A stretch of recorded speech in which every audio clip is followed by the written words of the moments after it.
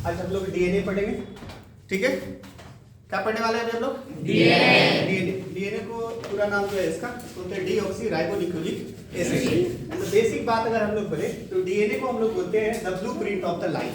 तो हम लोग का जो जीवन है ना, पूरा जो लाइफ है उसके लाइफ साइकिल का एक रिकॉर्ड डाटा है। जैसे कि हम थोड़ा लंबे हैं तो मेरा फेस थोड़ा लंबा है, ये सब चीज जो आपकी जो संरचना है ये इसमें आपका कोई रोल नहीं, इसमें सारा जो भी रोल है वो अपने मम्मी पापा का रोल है। ये सब हम लोगों को जेनेटिक मिल जाता है। आप जैसे जगह पे रहते हैं, आप ठंडे प्रदेश में रहते हैं थोड़ा गोरे हो जाते हैं, थोड़ा सा अगर आप गर्म प्रदेश में रहते हैं जैसे आप तमिलनाडु में चले जाएं, वहां चले जाएंगे तब थोड़ा काले हो जाएंगे, है कि नहीं। तो आप जैसे जगह पे रहते हैं वैसा आपका शरीर बनना शुरू हो जाता है, वेशभूषा तैयार हो जाता है। अब अगर आपके मदर फादर जैसे लुक वाइज है, जैसे दिखते हैं वैसा ही आप में आ जाएगा। डीएनए को इसलिए हम लोग ब्लूप्रिंट भी कहते हैं। आप कभी बेसिक एक बात सुनिए, आप सुने होंगे कि अगर कोई मुकदमा हो जाता है, कोई क्राइम हो जाता है, तो उस क्राइम के बारे में जब हमको जानकारी प्राप्त करना होता है तो हम डीएनए फिंगरप्रिंट्स का मदद लगाते हैं। और ये सबसे महत्वपूर्ण चीज एक बात और ये है कि इस पूरे दुनिया में 99.9% लोगों का डीएनए एक जैसा है, 0.1% जो डीएनए है वो अलग है। 0.1%, 99.9% लोगों का डीएनए क्या है? आइडेंटिकल है, इन ह्यूमंस एक जैसा है, मतलब 0.1% का अलग होगा। चलिए, तो ये डीएनए का है क्या, एक जैसा होता क्या है, डीऑक्सी राइबोन्यूक्लिक एसिड क्या है, काम कैसे करता है, कहाँ पे बनता है, हमारे शरीर में कहाँ होता है, इन सभी चीजों को एक एक करके बारी बारी से इसको समझते हैं।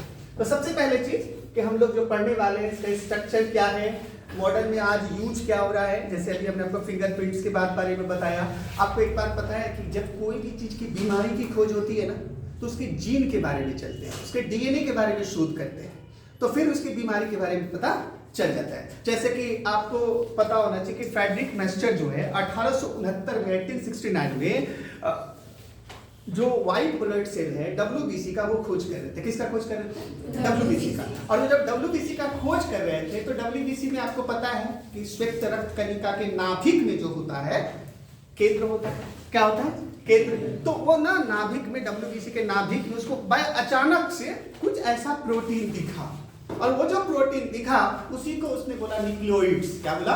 न्यूक्लियोइड्स का। जो आने वाले समय में जो आज हमारे पास आप लोग जो पढ़ रहे हैं डीएनए, वो उसी का पढ़ा हुआ रूप है। तो 1869 में सबसे पहले एक व्यक्ति ने न्यूक्लियोइड्स का नाम दिया, और आज हम लोग उसको क्या पढ़ रहे हैं? डीएनए। तो कहीं ना कहीं एक समय बदल रहा है, चीजें बदल रही है, हम लोग की जो है सोचने की समझता वो भी बदल रही है। और आज विज्ञान उस तरक्की पे जा चुका है कि आज बीमारी का अगर दवाई बनाना है, एंटीडोट्स तैयार करना है, या फिर आप जानते हैं साग सब्जी बहुत सारे चीज हैं। आप देखते होंगे कोई कोई सब्जी पहले छोटा होता था, बैगन छोटा होता था, बैगन बड़ा हो रहा है, कद्दू सब छोटा होता था, कद्दू बड़ा हो रहा है कि नहीं हो रहा है?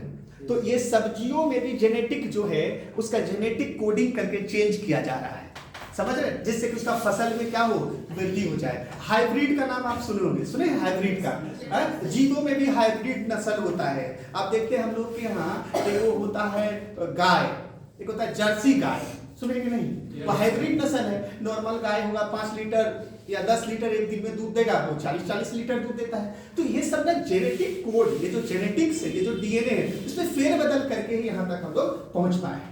तो इसको एक एक करके हम लोग समझते हैं। तो सबसे पहला चीज है कि डीएनए के बारे में एक रोचक बात हम लोग जानते हैं। हम लोग का जो डीएनए है, हर इंसान के अंदर जो डीएनए है वो उसकी चरित्र की जानकारी है, पूरा रिकॉर्ड है उसका। और अगर हम लोग डीएनए को अगर खोल दें, अगर आप अपने शरीर के सारे डीएनए को खोल दें तो उसकी लंबाई लगभग 1600 करोड़ किलोमीटर होगी। कितना होगी? कितने होगी सब लोग बताओ? 1600 करोड़ किलोमीटर होगी। और ये ना पृथ्वी ग्रह से लेकर प्लूटो के बीच की जो दूरी है वो भी उतना ही है। समझ गए? मतलब हम लोग अगर अपना डीएनए को अगर खोलेगा एक मानव के डीएनए को, तो कहां तक पहुंच जाएगा वो? प्लूटो तक। कहां तक पहुंच जाएगा? प्लूटो तक। इतना लंबा जो है हम लोग का डीएनए है। और अगर आप समझ में आ गया? यदि आप पूरी डीएनए की और अगर हम अपने फेफड़ों को खोल देंगे तो वो लगभग क्या होगा? टेनिस के कोर्ट के बराबर। फेफड़ा कैसा होगा? टेनिस का कोर्ट। चलो, अब हम लोग देखते हैं कि बायोलॉजी में इसका क्या नाम है, या फिर हम कह सकते हैं केमिस्ट्री में इसका क्या नाम है? डीएनए का पूरा नाम होता है डीऑक्सीराइबोन्यूक्लिक एसिड। क्या नाम होता है बाबू? तो अगर आपसे पूछा जाए कि डीएनए का पूरा नाम क्या होगा तो वह डीऑक्सीराइबोन्यूक्लिक एसिड। इसका मतलब जो सबसे महत्वपूर्ण चीज है कि इसमें ऑक्सीजन की कमी हो गई। ऑक्सीजन की क्या हो गई?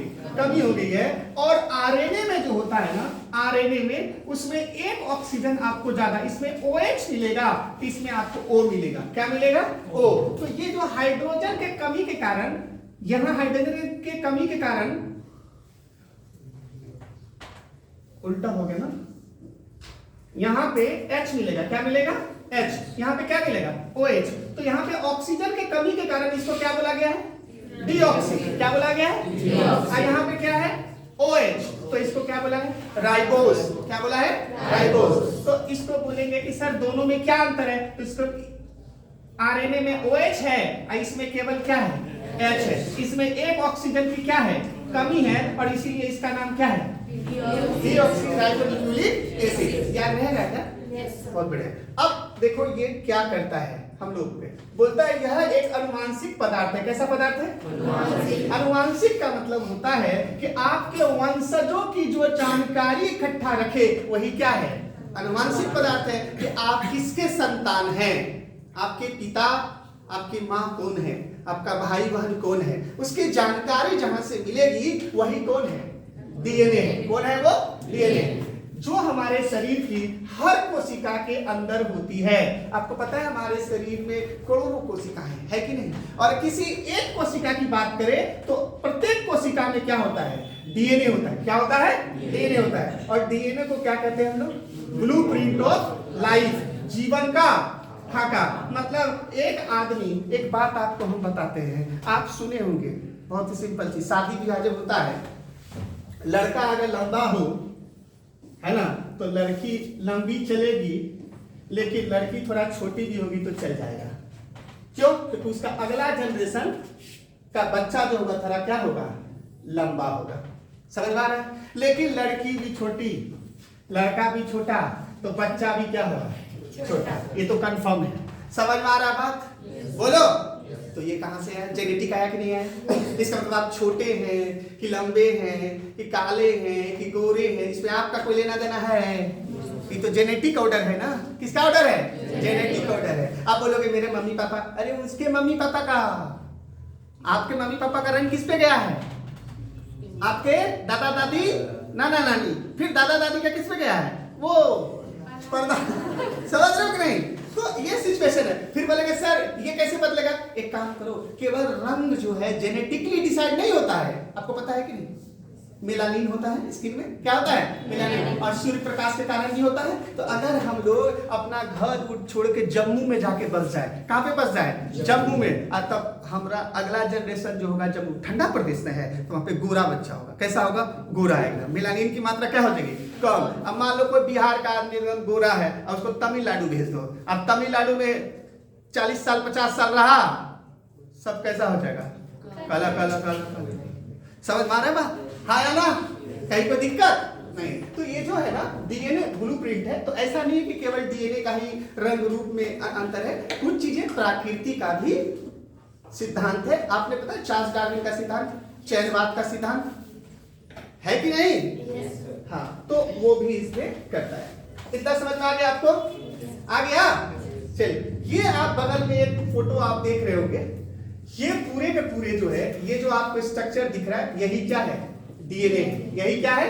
डीएनए है। और इसी डीएनए को आज हम लोग पढ़ने वाले हैं। इसमें मुख्य रूप से जो 3 चीज है, एक है फास्फेट, एक है शुगर, और तीसरा है नाइट्रोजन बेस। कितने चीज है इसमें? 3। मेरे साथ बोलिए, phosphate, phosphate, sugar, sugar, pentose sugar, pentose sugar, और नाइट्रोजनियस बेस। कितने चीज है? 3 चीज। चलिए, अब हम लोग आगे आगे करके सब एक एक करके हम लोग पढ़ते हैं। अब सबसे पहले ये जानते हैं कि डीएनए होता कहां पे है, पाया कहां पे जाता है। डीएनए जो है प्रत्येक कोशिका के न्यूक्लियस में पाया जाता है। कहां पे पाया जाता है? न्यूक्लियस। प्रत्येक कोशिका के न्यूक्लियस में पाया जाता है, मतलब नाभिक में पाया जाता है। अच्छा एक चीज बताइए, आप लोग तो पढ़े हैं, सेल जो होता है आपका, जो कोशिका होता है ना, ये कोशिका कितने प्रकार के होते हैं? दो, यूकैरियोटिक और प्रोकैरियोटिक। होता है कि नहीं? अच्छा, प्रोकैरियोटिक का नाभिक होता है? नाभिक इसमें नहीं होता है, और इसमें यूकैरियोटिक में नाभिक होता है। अच्छा, जिसमें नाभिक है ये नहीं है तो डीएनए नाभिक में होगा? नहीं होगा। कहाँ पे होगा? कोशिका द्रव में होगा। कहाँ पे होगा? अच्छा, एक्चुअली होता क्या है कि प्रोकैरियोटिक में जहां पे डीएनए होता है ना, उसको बोलते हैं न्यूक्लियोइड्स। क्या बोलते हैं इसको? न्यूक्लियोइड्स। बोलेगा प्रोकैरियोटिक में जहां पे डीएनए होता है उसका क्या नाम है? न्यूक्लियोइड्स। क्या नाम है उसका? क्या नाम है? तो आपको बोलेगा कौन सी ऐसी कोशिका है, कौन सी ऐसी कोशिका है जिसके नाभिक में डीएनए नहीं होता है? प्रोकैरियोटिक। प्रोकैरियोटिक में नाभिक नहीं है, ये नहीं है। अच्छा, अब हम लोग बात करते हैं यूकैरियोटिक। तो यूकैरियोटिक के कहाँ पे होता है? नाभिक में। कहाँ पे होता है? और नाभिक में जो है आपका डीएनए होता है। अब एक चीज तो हो गया क्लियर। एक दूसरा बात भी आपको ध्यान रखना है कि कोशिका का ना नाभिक के बाहर यहाँ पे एक चीज होता है जिसका नाम है माइटोकॉन्ड्रिया। क्या होता है? ये जो माइटोकॉन्ड्रिया है ना, इस माइटोकॉन्ड्रिया का अपना डीएनए होता है। क्या होता है? अपना डीएनए होता है, जो इस नाभिक वाले डीएनए से अलग होता है। क्या होता है? अलग। बोलेगा कि किसी कोशिका में कहाँ डीएनए होता है, आपको याद रखना है। कहाँ होता है बाबू? एक नाभिक में और दूसरा डीएनए में, ये सॉरी माइटोकॉन्ड्रिया में। कहाँ पे होता है? माइटोकॉन्ड्रिया में। डीएनए कहाँ होता है? नाभिक में और माइटोकॉन्ड्रिया। और दोनों डीएनए क्या होता है? अलग अलग होता है। क्या होता है? अलग अलग। इस पे कहीं कोई दिक्कत नहीं है। अब हम लोग ये चीज समझ गए। अब एक चीज जानते हैं आप, प्लांट के बारे में भी जानते हैं। प्लांट के बारे में, प्लांट में जो है डीएनए क्लोरोप्लास्ट में होता है। कहां पे होता है? क्लोरोप्लास्ट। कहां पे होता है? क्लोरोप्लास्ट। याद रखिएगा, आप याद रखिएगा कि किसी पौधा में डीएनए कहां पे मिलेगा आपको? क्लोरोप्लास्ट में मिलेगा। कहां पे मिलेगा? क्लोरोप्लास्ट में मिलेगा। चलिए एक प्रश्न, प्रोकैरियोटिक में जहां पे डीएनए पाया जाता है उसका क्या नाम है? क्या नाम है? न्यूक्लियोइड्स। क्या नाम है? न्यूक्लियोइड्स। किसी कोशिका में डीएनए कितने जगह मिलेगा? दो जगह। कहां कहां मिलेगा?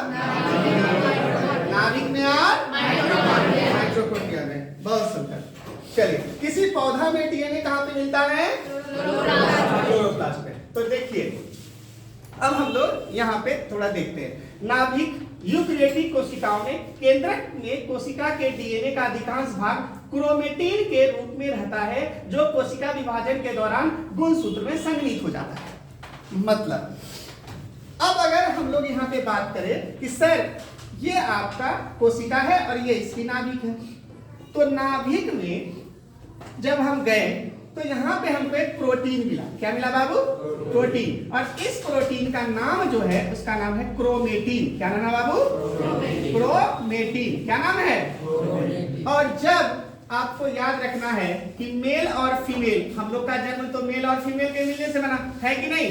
मेल और फीमेल, मेल गैमेट्स और फीमेल गैमेट्स। मतलब मेल का स्पर्म है ना जी, और ओवम, ये जब आपस में अंडाणु और शुक्राणु जब मिले तो निषेचन हुआ। क्या बोलो? निषेचन। और इस समय जब निषेचन होता है ना, उसी समय क्रोमेटिन, जिस समय निषेचन हुआ उसी समय ये क्रोमेटिन क्रोमोजोम में बदलना शुरू करता है। किसमें बदलना शुरू करता है? जल्दी बताओ। क्रोमोजोम। किसमें बदलना शुरू करता है? क्रोमोजोम। याद रहेगा। तो एक प्रश्न आपसे हम पूछते हैं, किसी भी जो कोशिका है उसके अंदर जो डीएनए होता है उसमें क्रोमोजोम मिलेगा कि क्रोमेटिन प्रोटीन मिलेगा? क्या मिलेगा? Chromatin protein. कोई दिक्कत नहीं है। और जब वो निषेचन कर रहा होता है, कॉपी बना रहा होता है, तो उस समय क्या मिलता है हम लोग को? क्रोमोजोम। क्या मिलता है उस समय? क्रोमोजोम। कोई दिक्कत नहीं। तो मतलब ऐसे अगर हम लोग डीएनए की कोशिका के पास पहुंचेंगे तो वहां एक प्रोटीन मिलेगा और उसी प्रोटीन का नाम क्या है? क्रोमेटिन। क्या नाम है? क्या नाम है? क्रोमेटिन। और जब ये निषेचन करेगा तो क्रोमोजोम। क्या बन जाता है? अच्छा, हम लोगों में कितना जोड़ा क्रोमोजोम है बाबू? 23 जोड़ा। कैसा जोड़ा है? 23 जोड़ा। 22 तो एक जैसा होता है ना? 22 दूनी 44। होता है कि नहीं, और एक ही जो है अलग होता है, जिसके कारण लड़की होता है कि लड़का होता है। हो गया ना, 44 और 2 46। सही बात है कि नहीं, है ना? Very good. चलिए, इतना समझ में आ गया आप लोगों को? बोलिए। अच्छा, माइटोकॉन्ड्रिया इन कोशिकाओं का अपना डीएनए होता है, जो नाभिक के डीएनए से क्या होता है, अलग होता है। तो आपको बोलेगा क्या कोशिका में कितने जगह डीएनए है? 2 जगह, नाभिक में भी और माइटोकॉन्ड्रिया। क्या दोनों डीएनए एक जैसा है? अलग अलग है ना? Very good. अच्छा, क्लोरोप्लास्ट, पादप कोशिकाओं में क्लोरोप्लास्ट में अपना स्वयं का डीएनए होता है। अच्छा, न्यूक्लियोइड्स, प्रोकैरियोटिक कोशिका में जिनमें केंद्रक नहीं होता है, डीएनए कोशिका द्रव के भीतर एक क्षेत्र में स्थित होता है, जिसे क्या बोलते हैं बाबू? न्यूक्लियोइड्स। क्या बोलते हैं? तो आपके एग्जाम में अगर एक प्रश्न आपसे पूछा जाएगा कि प्रोकैरियोटिक कोशिकाओं में डीएनए होता है, नाभिक में मतलब न्यूक्लियस में, माइटोकॉन्ड्रिया में, क्लोरोप्लास्ट में, न्यूक्लियोइड्स में। क्या आंसर होगा? न्यूक्लियोइड्स। चलिए, ये हम लोग को समझ में आ गया। अब आगे चलते हैं। अब जो है, अब हम लोग एक तो बात हमने अभी समझा कि सर आप हमको बताए ना, क्रोमेटिन प्रोटीन नाम सुने कि नहीं? क्या नाम सुना? Chromatin protein. तो अब तो प्रोटीन समझना पड़ेगा।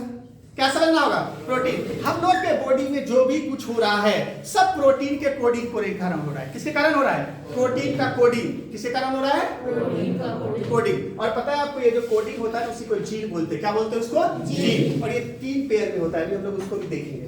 तो सबसे पहले चीज हम लोग जानेंगे, डीएनए आपके शरीर में लक्षण की सभी जानकारी रखता है, जो अनिवार्य रूप से प्रोटीन द्वारा निर्धारित होता है। किसके द्वारा निर्धारित होता है? प्रोटीन के द्वारा। किसके द्वारा? प्रोटीन। और डीएनए में प्रोटीन बनाने का निर्देश दिया जाता है। डीएनए में प्रोटीन बनाने का निर्देश दिया जाता है। डीएनए में प्रत्येक प्रोटीन एक जीन, जो डीएनए न्यूक्लियोटाइड्स का एक विशिष्ट क्रम, जो यह निर्धारित करता है कि एक प्रोटीन कैसे बनाया जाएगा। चलो, इसको हम लोग थोड़ा सा समझते हैं। मान लीजिए कि आपका डीएनए है ना, तो डीएनए बदलता है आरएनए में। किससे बदलता है? आरएनए में। और इसको बोलते हैं एमआरएनए। क्या बोलते हैं इसको? एमआरएनए। तो ये जो डीएनए है ना, आरएनए में बदला, और ये आरएनए जाके राइबोसोम को बोलता है। किसको बोलता है? राइबोसोम। और पता है, राइबोसोम फिर डिसाइड करता है, ये निर्णय करता है कि कैसा प्रोटीन बनाना है, किसके लिए प्रोटीन बनाना है। हड्डी के लिए बनाना है, आंख के लिए बनाना है, लीवर के लिए बनाना है, खून के लिए बनाना है। जैसे आपको पता है ना एक प्रोटीन का नाम जो खून को ढोता है, ग्लोबिन। क्या नाम है? ग्लोबिन। ये सब प्रोटीन है कि नहीं? तो ये सब पहले डीएनए बोलता है आरएनए को, फिर आरएनए कहा जाता है राइबोसोम के पास, फिर राइबोसोम जरूरत के हिसाब से जो आपको चाहिए वही प्रोटीन बना देता है। और ये जो बनाने की जो सिलसिला होती है, उसमें एक जीन का काम होता है। किसका काम होता है? जीन का। जीन क्या करता है ना, कोड बनाता है। क्या बनाता है? कोड। क्या बनाता है? कोड, जिसको कोडोन बोलते हैं। और ये कोड जो है ना, 3 गो का मिलके बनता है। कितने मिलके बनते हैं? 3। जैसे ABC, CBA, समझ में आ रहा है? ऐसे करके। लेकिन यहाँ पे ABC और ये सब नहीं होता है। आपको नाइट्रोजनियस बेस के बारे में पता है? कितने होते हैं डीएनए में बेस? 4। कौन कौन? हाँ, एडेनिन, थाइमिन, गुआनिन और साइटोसिन। आपको पता होना चाहिए कि एडेनिन और थाइमिन और गुआनिन और साइटोसिन। इसी तरह से ये 3। फिर यहाँ पे मान लो G, इस तरह से। फिर मान लो A, T, इस तरह से TAA, फिर GAC, कुछ भी हो सकता है। ये डिसाइड करता है कि इसको जरूरत कैसा है। समझ में आया? जीन कितने पेयर में कोडिंग करता है?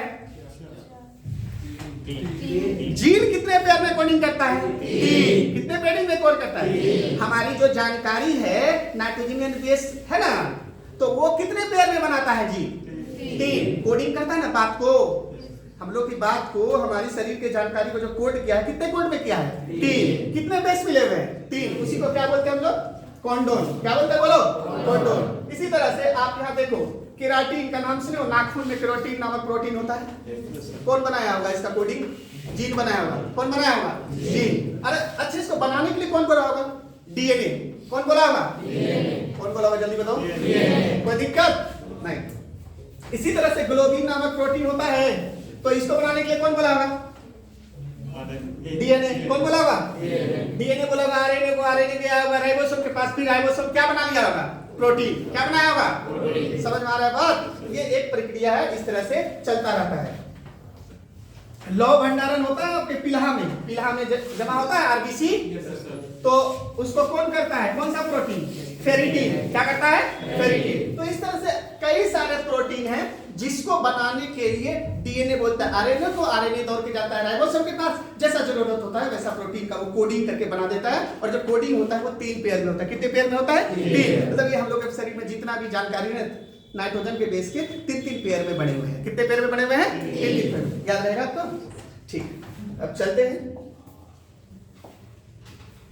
जल्दी से। देखो अब हम लोग जीन के बारे में बात। एक जीन डीएनए का एक क्या है? छोटा सा टुकड़ा है। छोटा सा क्या है? टुकड़ा। और यही आपको ऐसे समझो, 1 gene, 2 gene, 3 gene, 5 gene, 10 gene, 20 gene, 1000 gene. जितना ज्यादा जानकारी उतना ज्यादा जीन, जितना ज्यादा जानकारी उतना ज्यादा जीन। समझ में आ रहा है? और वो जीन क्या है? तो वो जीन नाइट्रोजन के बेस का, 3 गो नाइट्रोजन का बेस का मिला हुआ रूप है, जिसको कि कोडिंग बोलते हैं, उसी को कोंडोन बोलते हैं। क्या बोलते हैं उसको? कोंडोन। याद रहेगा आपको? कितने एक जीन में कितने होते हैं नाइट्रोजन के बेस? 3। और वो क्रम वो खुद डिसाइड करता है। समझ में आ रहा है बात? कि उसको कैसे रखना है। कोशिका विभाजन आपको पता है, एक अर्धसूत्री विभाजन होता है, एक समसूत्री विभाजन होता है। इस बारे में हम लोग बात कर चुके हैं कि है कि नहीं, कि ये कब बनना तैयार होता है? कब होता है? जब निषेचन होता है तब। निषेचन होता है तब। सही बात है ना? इसके बारे में हम लोगों ने जाना है। चलिए, अभी हमने आपको एक बात बताया था ना कि हम लोग का कोडिंग कैसे होता है। तो ये देखिए कुछ इधर जो है ना, ये है एमिनो एसिड्स, ये आपके प्रोटीन्स का नाम है। और ये देखिए कोडिंग किया है ना, ट्रिप्टोफैन TGG। इसका कोडिंग कर करके ये अपना बना के रखा है आपके शरीर में। इस तरह से कोडिंग करना है। जैसे स्टॉप कोंडोन क्या है? TAA, TAG और TGA, मतलब स्टॉप हो गया। अब आपका जो जीन बनेगा नहीं। इस तरह से किया है। क्या है ना? वेलिन। देखो क्या लिखा है? GTA, GTC, GTG, GTA। ये सब क्या है? G4 guanine, T4 thymine, A फिर एडेनिन, A4 एडेनिन। ये समझ में आया आपको? कैसे कोडिंग करता है ये? 3 के पेयर। क्या हुआ है? आपके शरीर में कोई भी जानकारी कौन पहुंचा रहा है? प्रोटीन। कौन पहुंचा रहा है? कौन पहुंचा रहा है? बहुत बढ़िया। अब यहाँ देखो, सेल कहाँ पे है? सेल में कहाँ पे होता है डीएनए? न्यूक्लियस में। कहाँ पे होता है? ये जो तैर रहा है, आपको अगर देखोगे तो ये क्या है? प्रोटीन है। क्या ये? क्या नाम है इसका? क्रोमेटिन। क्या नाम है? अब देखो ये क्रोमेटिन, अब ये जब निषेचन होगा तो ये बाबू किसमें बदलने लगता है? क्रोमोसोम। किसमें बदलने लगता है? आपको पता है अगर हम लोग की बात करें तो कितने क्रोमोसोम होते हैं? 23 पेयर। कितने बनते हैं? और जैसे ही 23 पेयर क्रोमोसोम बन गया, इंसान बनना क्या होता है? वहीं से शुरू हो जाता है। आपको एक चीज पता है, यही क्रोमोसोम में अगर कुछ गड़बड़ी हो गई तो आदमी का डीएनए में गड़बड़ी होने के कारण जन्मजात बीमारी हो जाता है। और वो बीमारी कभी ठीक नहीं होता है। कि देखते हो किसी का होंठ कटा हुआ रहता है, ऐसे नाक में ऐसे छेद रहता है। देखा है किसी बच्चे को? देखे हो? कोई बच्चा जो होता है दिमाग रूप से एकदम कमजोर होता है, किसी का यहाँ से कटा हुआ होता है, या फिर कोई अंग ही विकसित नहीं होता है शरीर का। होता है कि नहीं? हाँ, आपने ये भी सुना होगा कि एक न्यूट्रल जेंडर के बारे में नाम सुना है?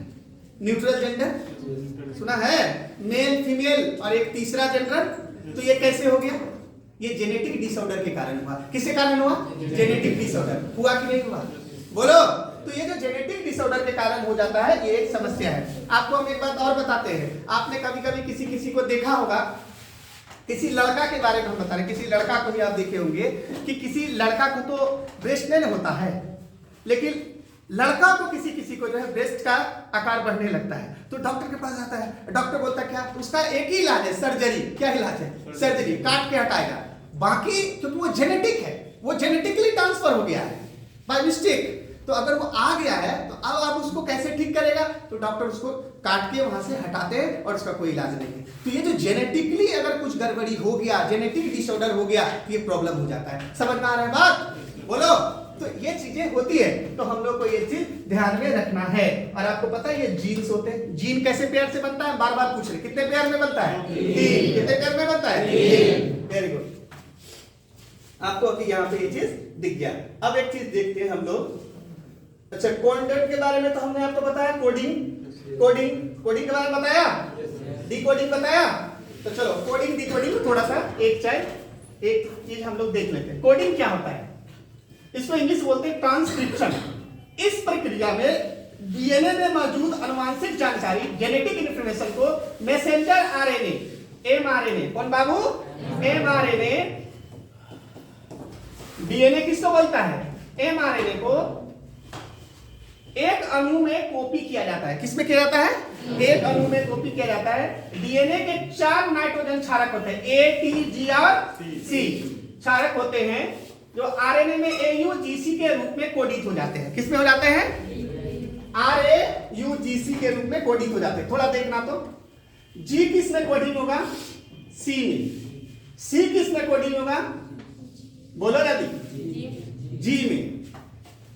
और A किस में कोडिंग होगा? T में। और T किस में कोडिंग होगा? नहीं, U में, है ना? आपको पता होना चाहिए कि गुआनिन, साइटोसिन, एडेनिन और थाइमिन होता है किसमें? डीएनए में। किसमें होता है? डीएनए में। और आरएनए में क्या होता है? साइटोसिन, गुआनिन, थाइमिन और यूरासिल। थाइमिन के जगह पे क्या रहता है? यूरासिल हो जाता है। आपको पता है कि नहीं? तो आपको याद रखना है एक चीज कि जब डीएनए आरएनए से बदलता है तो बोलेगा कौन किस में बदलता है? तो आपको याद रखना, जी किस में बदलता है? सी में। सी किस में बदलता है? जी में। ए किस में बदलता है? टी में। और टी किस में बदलता है? यू में। तो ये बात याद रहेगा। एक बात और याद रखना, ये जो जी और सी है ना बाबू, ये जो जी और सी है, इसके बीच में हमेशा ट्रिपल बॉन्ड होते हैं। कितने बॉन्ड होते हैं? ट्रिपल। किसका? हाइड्रोजन का। किसका होता है बाबू? हाइड्रोजन का ट्रिपल बॉन्ड। और टी और ए के बीच में हमेशा कितना बॉन्ड होता है? Double bond. कितने बॉन्ड होते हैं? Double bond. किसका? हाइड्रोजन का। तो हम बोलेंगे कि गुआनिन और साइटोसिन के बीच कितना हाइड्रोजन बॉन्ड होता है? और एडेनिन और थाइमिन के बीच कितने हाइड्रोजन बॉन्ड होते हैं? 2। याद रहेगा क्या? याद रहेगा? Very good. चलिए अब थोड़ा सा देखिए डिकोडिंग क्या होता है, कैसे डिकोड होता है, कैसे हमारी जानकारी को आपको बताता है कि जाओ भाई। अच्छा, डिकोडिंग समझते हैं। मान के चलो कि तुमको कोई बीमारी हो गया शरीर में, और या किडनी में हो गया, या हाथ में कोई उंगली कट गया, या नाखून कट गया, फिर से नाखून बढ़ना है कि नहीं बढ़ेगा? फिर से नाखून चाहिए कि नहीं चाहिए? तो ये नाखून का कोडिंग वो करेगा ना डीएनए। डीएनए बोलेगा आरएनए को, एमआरएनए को, एमआरएनए जाके बोलेगा राइबोसोम को, राइबोसोम बोलेगा क्या चाहिए? नाखून चाहिए। तो नाखून में कौन सा प्रोटीन होता है? केराटिन। क्या होता है? केराटिन। तो बोले भैया केराटिन बनाओ, तो फिर वो केराटिन का कोडिंग भेजेगा। क्या भेजेगा? कोडिंग। कौन भेजेगा कोडिंग? डीएनए। कौन भेजेगा? तब राइबोसोम क्या करेगा? केराटिन प्रोटीन बना देगा। समझ में आ रहा है बात? बोलो आ रहा है कि नहीं? कैसे बना? समझ में आया? डीएनए किसको बोलेगा? एमआरएनए को। एमआरएनए कहां जाएगा? राइबोसोम को। अब वो जा रहा है, किस रूप में मैसेज भेजा है? बोलने कैसे भेजता है? जीन। कैसे जाता है बोलने?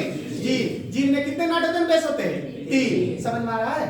और राइबोसोम उसको लेकर को पढ़ लेता है, केराटिन बनाना है। समझ में आ रहा है बात? कोई दिक्कत? चलिए ये हम लोग समझते हैं। तो देखो इस चरण में एमआरएनए अणु में मौजूद निर्देशों को राइबोसोम द्वारा पढ़ा जाता है। कौन पढ़ा जाता है? डीएनए के मैसेज को कौन पढ़ता है? कौन पढ़ता है? कौन सा आरएनए लेके जाता है? Messenger RNA. कौन लेके जाता है? Very good. तो और विशिष्ट अमीनो एसिड की एक श्रृंखला में अनुवादित कर देता है और वही प्रोटीन का निर्माण कर देता है जैसी जरूरत होती है। समझ में आ गया आप लोग? इसमें कोई दिक्कत? सब लोग बोलो, किसी को दिक्कत है? No sir. समझ में आ रहा है कि नहीं आ रहा है? बोलो आ रहा है। थोड़ा यहाँ देखिए तो, कॉन्डोम बना रे। कॉन्डोम में कितने नाइट्रोजन का क्षार है? 3। कॉन्डोम 2 में कितने हैं? 3। कॉन्डोम 3 में 3। ये सब प्रोटीन है। ये सब क्या है? प्रोटीन। ये सब क्या है? प्रोटीन। ये कोडिंग बन रहा है। क्या बन रहा है? ये सब कोडिंग। यही बात को कौन पढ़ता है? कौन पढ़ता है? कौन पढ़ता है? Very good. तो ये हम लोगों को ध्यान में रखना है, जो थोड़ा इंपॉर्टेंट है, ये हम लोगों को याद रहना चाहिए। अब देखिए यहाँ पे क्या लिखा है? यहाँ लिखा है न्यूक्लियोटाइड्स के घटक।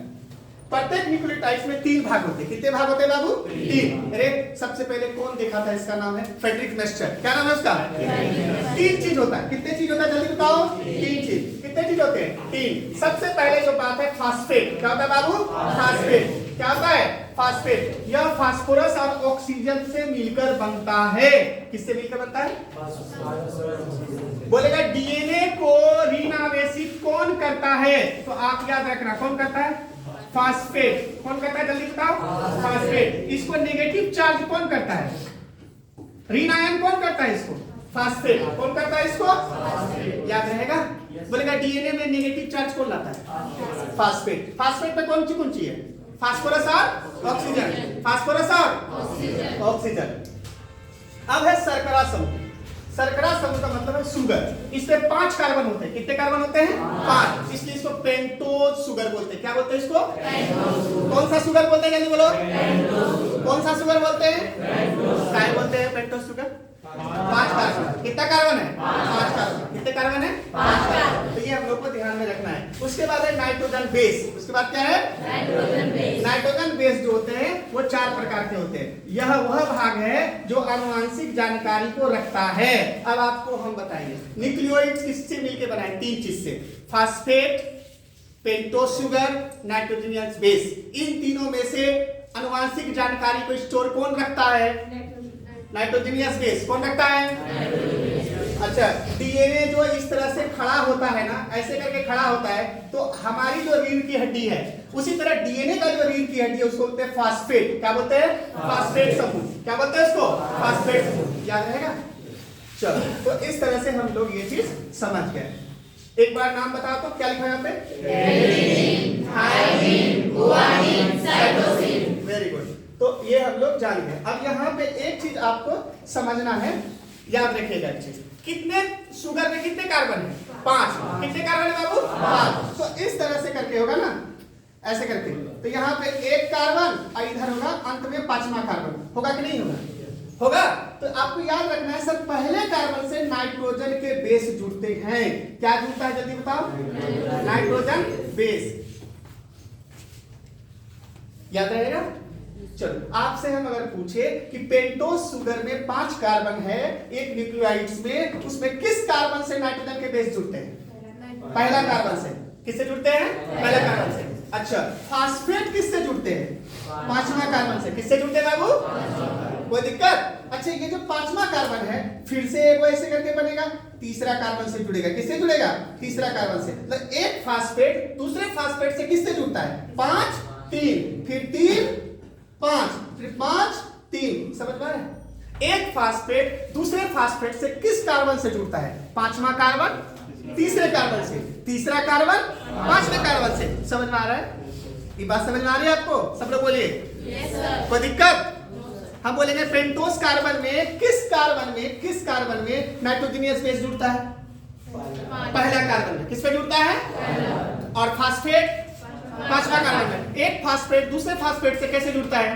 5वां कार्बन और तीसरा कार्बन। कोई दिक्कत नहीं है। याद रहेगा आपको? Very good. और अगर आपको बोले कि जानकारी किसमें रहता है? Nitrogen base. किसमें रहता है? कोई दिक्कत? चलिए, अब हम लोग आगे देखते हैं। आप देखिए डीएनए बेस के बारे में। डीएनए बेस के बारे में आपको एक चीज ध्यान रखना है, क्या कि आप एक चीज देखिएगा कि डीएनए 4 प्रकार के होते हैं, है कि नहीं? कितने प्रकार के होते हैं डीएनए बेस? 4। कौन कौन? एडेनिन, थायमिन, गुआनिन और साइटोसिन। एडेनिन को ए से सूचित करते हैं, थायमिन को टी से सूचित करते हैं, गुआनिन को डी से सूचित करते हैं और साइटोसिन को सी से सूचित करते हैं। कोई दिक्कत? बोलो रे।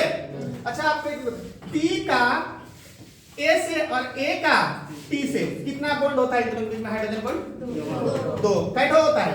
2। अतः सी का जी से और जी का सी से कितना हाइड्रोजन बॉन्ड होता है? 3। याद रहेगा क्या? Very good.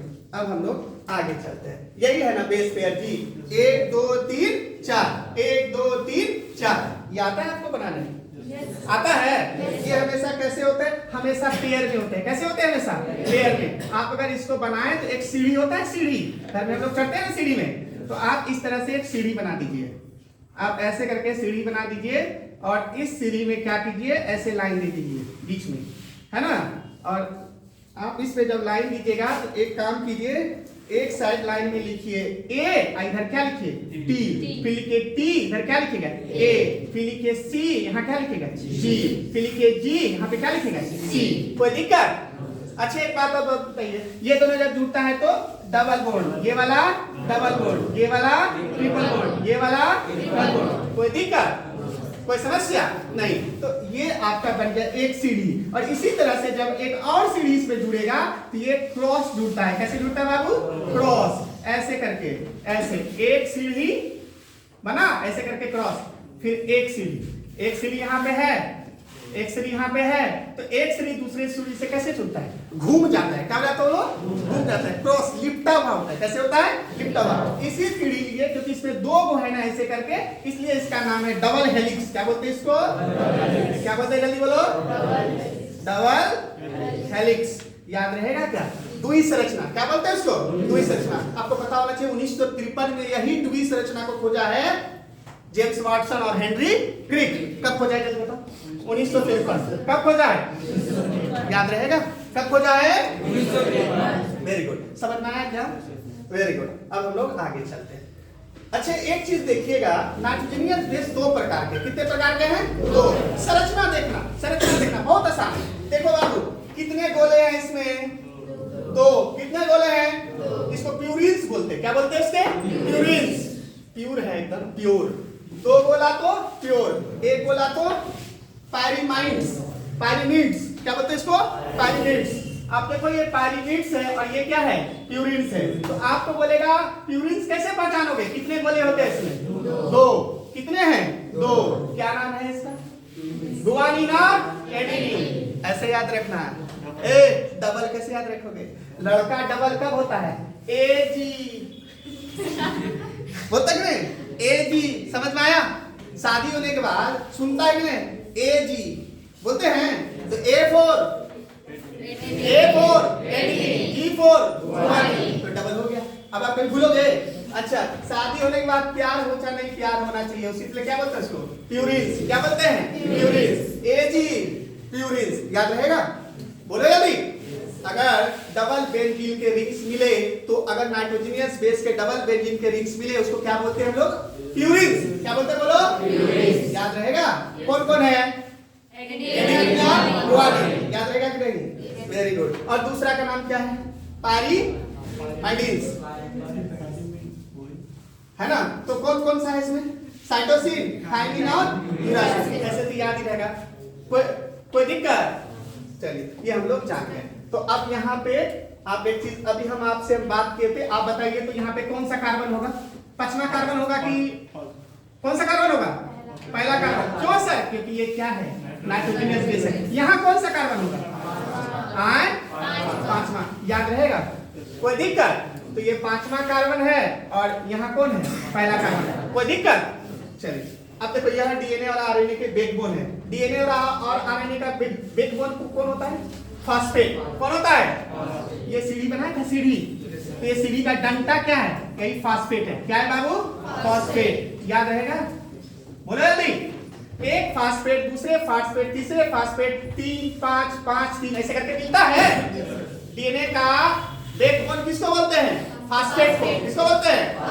डीएनए को नेगेटिव चार्ज कौन बनाता है? फॉस्फेट। कौन बनाता है? फॉस्फेट में कितने ऑक्सीजन है? 4। कितने ऑक्सीजन है? 4। कितने ऋणात्मक चार्ज है? 3। कितने हैं? 3। याद रहेगा? कोई दिक्कत नहीं? चलो, ये चीज समझ में आ गया। अब आगे चलते हैं। ये सूत्र है, अगर आप एक बार बस बोल दो और याद कर लेना, ठीक है? बताओ, एडेनिन का सूत्र क्या है? गुआनिन का सूत्र क्या है? साइटोसिन का? थायमिन का? यूरासिल का? कोई दिक्कत नहीं? तो इसको आप लोग याद कर लीजिएगा, लिख लीजिएगा, और ये थोड़ा काम का चीज है। कोई दिक्कत नहीं? अब आप थोड़ा सा यहाँ पे अगर आप देखना चाहें तो फोटो में आपको एक चीज और दिखा देते हैं। हमने आपको बार बार बोला ना बॉन्ड बनता है। ये देखो यहाँ पे बॉन्ड बना हुआ है, ट्रिपल बॉन्ड। यहाँ पे है डबल बॉन्ड, यहाँ पे है ट्रिपल बॉन्ड, यहाँ पे है डबल बॉन्ड। क्या दिखाई दे रहा है? कोई दिक्कत? आप देखो यहाँ पे नाइट्रोजनस क्षार, ये कौन है? शुगर। या क्या है? शुगर। कौन सा शुगर? Pentose sugar. कौन सा sugar? Pentose sugar. Pentose sugar क्या है इसमें? 5 ये देखो यहाँ पे C1 होगा, यहाँ पे क्या होगा? C5। और इसी तरह से जुड़ा है। देखो एक वो जुड़ा, फिर यहाँ से एक वो जुड़ा, फिर यहाँ से एक वो जुड़ा, फिर यहाँ से एक वो जुड़ा। देखो ये सीढ़ी बन रहा है कि नहीं बन रहा है? बोलो रे। तो यहाँ क्या है?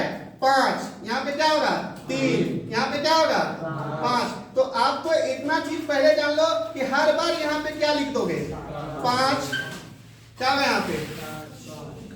5 क्या होगा यहाँ पे 5 5 से ना जुड़ता है जी, बोलो ना रे, याद रहेगा कि नहीं, कोई दिक्कत? 5 3 चलता रहेगा, याद रहेगा जी। चलो डीएनए का काम क्या है? जेनेटिक इंफॉर्मेशन रखता है, क्या रखता है? जेनेटिक इंफॉर्मेशन रखता है, सेल डिवीजन करवाता है, हेरिडेटरी जानकारी रखता है, प्रोटीन बनवाता है। ये सारा काम किसका है? डीएनए का। किसका है सारा काम? डीएनए का। बहुत ही आसान चीज है, इसको आप लोग ख्याल में रखिएगा, बहुत ही इंफॉर्मेशन। अब चलो थोड़ा कुछ ऐतिहासिक बात भी जान लेते हैं, इतना बात जाने तो। डीएनए का खोज की जो पहली सिलसिला शुरू हुई वो कब से शुरू हुई?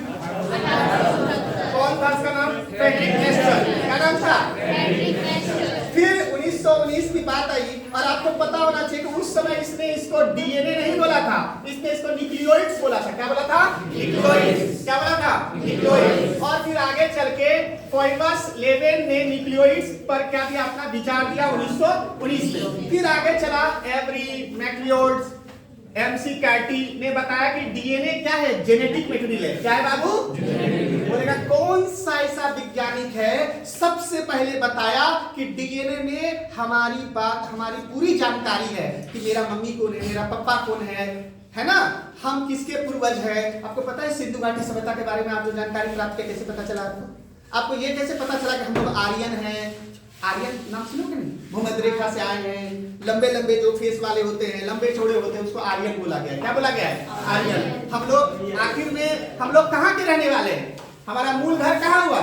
कोई बोलेगा अरे तुम हिंदुस्तान का है कि पाकिस्तान का है, ज्यादा विवाद होगा तो तुरंत डीएनए जांच कर लेंगे और डीएनए से पता चल जाएगा कि आदमी कहाँ का है? हिंदुस्तान का। समझ में आ रहा है बात? क्यों भाई? तो अगर हिंदुस्तान का है तो इस सब का एक अपना अलग डीएनए होगा, क्योंकि यहाँ का अलग माहौल है, अलग टेम्परेचर है, अलग जलवायु है। समझ में आ रहा है? हमारे पूर्वज, हमारे जो वंशज होंगे, जो हिंदुस्तान में पहले रहा होगा, उसका कपड़ा, उसका कोई भी सामान का डीएनए आपके सामान से क्या होगा? आपके डीएनए को मैच कर जाएगा। करेगा कि नहीं करेगा? क्योंकि आप यहीं के रहने वाले हैं। समझ में आ रहा है? तो ये हम लोग इतिहास भी पढ़ते हैं डीएनए की मदद से। उसके बाद आप और देखिए, हेड्सी एंड चेस ने बताया कि डीएनए को बताया, पता यही क्या है? डीएनए है। कब बताया? 1952। और 1953 में तो वाटसन और क्रिक क्या क्या डबल हेलिक्स का मॉडल खोज ही लिया। और तीसरा, ये व्यक्ति के बारे में एक लाइन हम बोलेंगे, कभी इसके बारे में विशेष रूप से बात करेंगे, है ना। ये एक्चुअली मर गई, ये इनका देहांत हो गया 1937 में। ये एक लड़की है ना, रोजलिन फ्रैंकलिन। फोटो 51 बनाया था। क्या बनाया था? फोटो 51। एक्चुअली फोटो 51 इस तरह से था, ठीक है, इस तरह से पहली बार क्रॉस। और इसी को देख के ना वाटसन और क्रिक के दिमाग में आया था कि डबल हेलिक्स होता है। कैसा होता है? डबल हेलिक्स जो ऐसे करके देख रहे हो ना, क्रॉस हो रहा है, कटा है। तो ये इसी कटान के कारण वाटसन और क्रिक इस पे शोध पे पहुंच पाया कि डबल हेलिक्स डीएनए का संरचना होता है। लेकिन क्योंकि ये लड़की थी, इसको उतना वैल्यू लोग नहीं दिया, लेकिन इसको कैंसर हो गया और ये मर गई रोजलिन फ्रैंकलिन। और उसके बाद मरने के बाद तब उसको थोड़ा सम्मान मिला, लेकिन जीते जी इसको बहुत दिक्कत हुआ, क्योंकि लड़की थी तो विज्ञान की दुनिया में भी, इसका घर लंदन था, उस समय लंदन में भी लिंग भेद होता था कि ये लड़की है, ये लड़का है। तो खैर भारत हो चाहे इंग्लैंड हो, हर जगह ये देखा जाता है लड़की लड़का, इसमें कोई बहुत बड़ी बात नहीं है। चलिए आप एक चीज देखिए, क्रोमोसोम, डीएनए, प्रोटीन, है ना। अच्छा एक चीज हम आपको बताते हैं, एक चीज ये आप देखते हैं, ये जो घूम रहा है ऐसे करके घूम रहा है ना, तो इसको कोई ना कोई तो घुमा रहा होगा, कोई ना कोई घुमा रहा होगा ना। तो जीव जो इसको घुमाता है रेसादार, उसी को बोलते हैं हिस्टोन। क्या बोलते हैं? हिस्टोन। हिस्टोन एक प्रोटीन है, हिस्टोन एक प्रोटीन है जो डीएनए का संरचना तैयार करता है। क्या करता है? बोले डीएनए का संरचना। अरे हेलो, डीएनए का संरचना अगर ऐसा है तो कोई ना कोई तो प्रोटीन इसको बनाया होगा ना, कोई ना कोई जीव तो इसको कोड किया होगा ना, कहे बाबू ऐसा ही तुम डीएनए बनाओ, ऐसा ही बनाओ। तो उसी को क्या बोलते हैं? हिस्टोन। क्या बोलते हैं इसको? हिस्टोन। आपको पता है मनुष्य में कितना क्रोमोसोम होते हैं? 46। कितना होते हैं? 46। कहीं कोई दिक्कत? बोलो रे नो।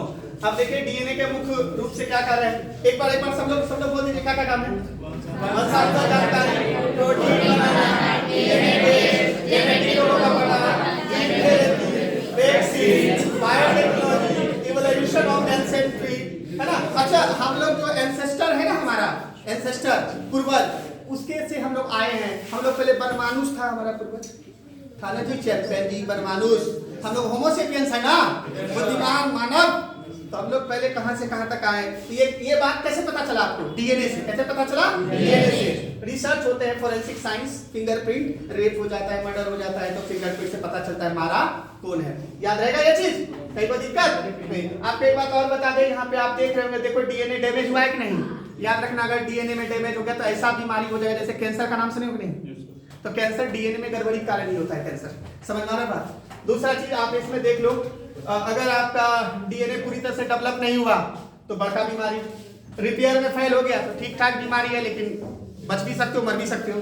अगर डीएनए पूरी तरह से ठीक ठाक है तो कोई चिंता की बात नहीं है। मतलब अगर कोई बीमारी से लड़ना है, बचाना है, सब चीज जो मशीन है जो मैसेज दे रहा है कि जाओ रे उस बीमारी को जाके मार दो, कौन बोल रहा है? डीएनए। डीएनए किसको बोलता है? एमआरएनए को। किसको बोलता है? एमआरएनए को। फिर एमआरएनए क्या करता है? राइबोसोम उसको पढ़ देता है, अब पढ़ने के बाद वैसा ही जीन बना देता है, वैसा ही प्रोटीन, और उससे जाके भेज देता है। समझ में आ रहा है कि नहीं? ये एक फंक्शन है और इसी फंक्शन पे हमारा बॉडी काम करता है। कोई दिक्कत? इसके बारे में अभी हम लोग जाने हैं। एक बार बताओ, डीएनए का पूरा नाम क्या होता है? कहाँ पे पाया जाता है ये? नाभिक में। कहाँ पाया जाता है? कोशिका के नाभिक में। और माइटोकॉन्ड्रिया में भी पाया जाता है। चलो ठीक है। अच्छा, इसका जो संरचना दिया है, डीएनए का संरचना, कौन सा प्रोटीन दिया है? हिस्टोन। क्या नाम है उसका? हिस्टोन। डीएनए का संरचना जो बनाया है, उस संरचना को बनाने वाला कौन है? हिस्टोन। कौन है? हिस्टोन। ये बात हम लोग को याद रखना, यही है आपका डीएनए और इस तरह से ये काम करता है। और बस यहीं पे क्या है, समाप्त। तो उम्मीद है आपको समझ में आया? Yes sir. बढ़िया सा है समझ में? Yes sir. और ये चीज हम लोग को ध्यान में रखना है। और ये व्यक्ति का नाम आप जान लीजिए, ये आदमी का नाम वाटसन है और इसका नाम क्या है? क्रिक। यही है वाटसन और यही कौन है? क्रिक। यही दोनों मिलकर 1953 में जो है डीएनए का संरचना दिया है। देखो सीढ़ी, यही सीढ़ी है ना, अभी बताया था आपको। और यही बहुत सारा सीढ़ी मिलकर क्या बना दिया? ये डीएनए का डबल हेलिक्स संरचना। कोई दिक्कत? तो आज की क्लास यही तक। बहुत बहुत धन्यवाद। थैंक